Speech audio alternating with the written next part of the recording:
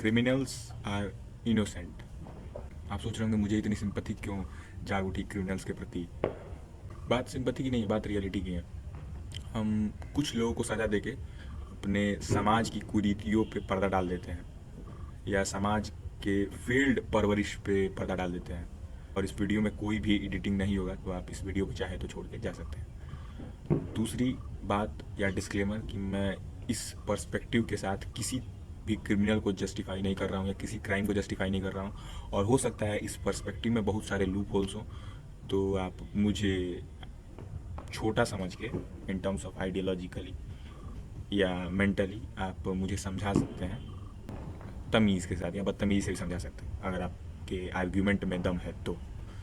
चलिए, तो हम आगे बढ़ते हैं इस टॉपिक के बारे में, और मैंने कुछ लिख रखा है ताकि मैं दिशा से भटकूँ ना। अच्छा, एक बात बताओ, अगर कोई इंसान कुछ बनता है तो केवल वो तो नहीं बनता है, उसके साथ उसके माँ बाप ने जो एफर्ट्स लिए हैं उसको वो बनाने के लिए, या उसके सराउंडिंग में, जिस सराउंडिंग में वो बड़ा हुआ, तो किसी भैया ने या किसी समाज के नागरिक ने या किसी दादाजी ने या किसी अंकल ने उसको कुछ ट्रेन किया या कोच किया या गाइड किया, या हो सकता है उनसे वो कुछ देख के इंस्पायर हुआ, या उसके मोहल्ले में जो खेल हुआ करता था वो खेल का उसके सक्सेस में बड़ा रोल है, उस खेल को खेलने से वो फिजिकली फिट रहा, या उसके में करेज डेवलप हुआ या लीडरशिप स्किल्स डेवलप हुई। तो एक किसी भी व्यक्ति को बनाने में, वो अच्छा बने या बुरा बने, वो समाज का ही रोल होता है कि समाज, पेरेंट्स उसको कैसे क्या बनाते हैं। क्योंकि बच्चे जब पैदा होते हैं, या वो तो बस उनको कुछ नहीं पता है, वो तो सब परसीव ही तो करते हैं। और अगर हम ये कह के जस्टिफाई कर रहे हैं कि नहीं तो कुछ लोग सही क्यों सीखे, कुछ लोग गलत क्यों सीखे, क्योंकि सबके सीखने की स्किल या एडेप्टेबिलिटी स्किल्स अलग थी, सबके जेनेटिक्स अलग थे, या सबके घर का माहौल अलग था, सबके व्यवहार अलग था। तो हम ऐसे, एक ह्यूमन इतना कॉम्प्लेक्स सिटी से बना होता है, इतने सारे लोग उसको बनाने में इन्वॉल्व होते हैं, हम किसी एक व्यक्ति पे दोष नहीं दे सकते। ये हमारे सोसाइटी का फेल्योर है कि अभी भी हम बहुत सारी चीज़ों को सेलिब्रेट करते हैं, और वो चीज़ें जब बड़ी बन जाती हैं ना, तो हम उसको क्राइम कह देते हैं। मैं यहाँ पे एक क्राइम का एग्जांपल लेता हूँ। मैं उस शब्द को बोल नहीं सकता हूँ क्योंकि उस शब्द को मैंने एक वीडियो में बोला था, तो यूट्यूब द्वारा कम्युनिटी गाइडलाइंस के खिलाफ थी वो वीडियो, तो मैं उस शब्द को यहाँ पे लिख रहा हूँ। और इस क्राइम में अक्सर हम उस व्यक्ति को दोष दे देते हैं, पर कहीं ना कहीं समाज में हर जगह वही बताया जाता है। और समस्या ये नहीं है कि एक स्त्री को देख के एक पुरुष के अंदर कामुकता जागती है। बात यह है कि दो पुरुष हैं, एक पुरुष समाज के डर से उस कामुकता का दमन करता है, या उस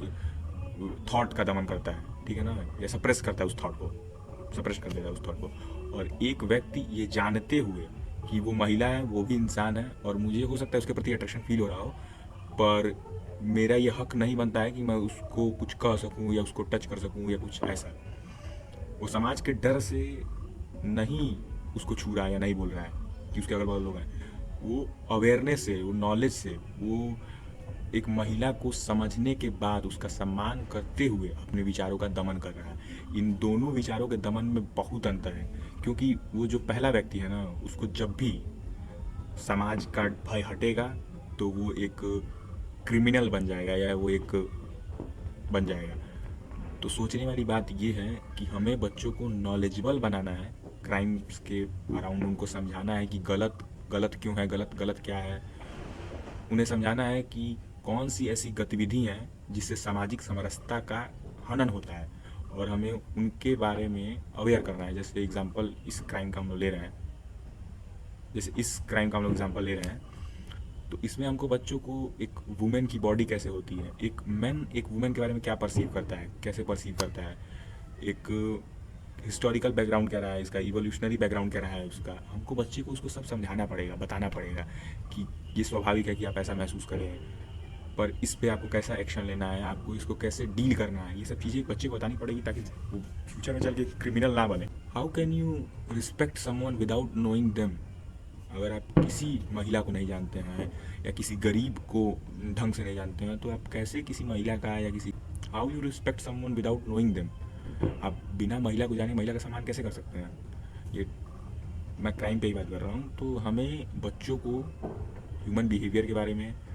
ह्यूमन गलत को गलत क्यों मानते हैं, हम किसी एक्टिविटी को गलत क्यों मानते हैं, हम समाज के डर से कुछ चीज़ें क्यों नहीं करते हैं, इन सब चीज़ों के बारे में हमें बच्चों को बताना पड़ेगा कि वो गलत इसलिए ना करें ताकि उनको समाज का डर हो, गलत इसलिए ना करें क्योंकि वो गलत हो, उनको अपने मोरल्स बनाने की आज़ादी हो, और वो अपने अगल बगल वालों को समझे, सम्मान करें उनका अपने लिए, ना कि समाज के डर से। हमें उन पे मोरल्स थोपने नहीं है, उनको मोरल्स बनाने हैं, पर उससे पहले हमें कुछ बेसिक चीज़ें उन्हें बतानी है about our society and all. तो मेरा मानना यही है कि कोई क्रिमिनल नहीं होता है, या कोई 100% क्रिमिनल या 100% नॉन क्रिमिनल नहीं होता है। सबके अंदर कुछ कुछ परसेंटेज ऑफ वो चीज़ें होती हैं, पर नॉलेज के साथ या समाज के डर से हम उस चीज़ों का दमन करते जाते हैं, या जानने के बाद या समझने के बाद। तो हाँ, हमें इस पे ध्यान देना है कि हम अपने आप को एजुकेट करें, ना कि हम अपने आप को सप्रेस करें ओनली फॉर सोसाइटी। अगर आपको उस नॉलेज के बाद भी चोरी सही लग रही है तो शायद वो आपके लिए सही है, वो और किसी और के लिए गलत हो सकती है, पर आप अपनी पेंटिंग को अच्छा बनाने में दूसरे की पेंटिंग डिस्टॉर्ट कर रहे हैं या ख़राब कर रहे हैं। तो thank you for listening me, signing off from my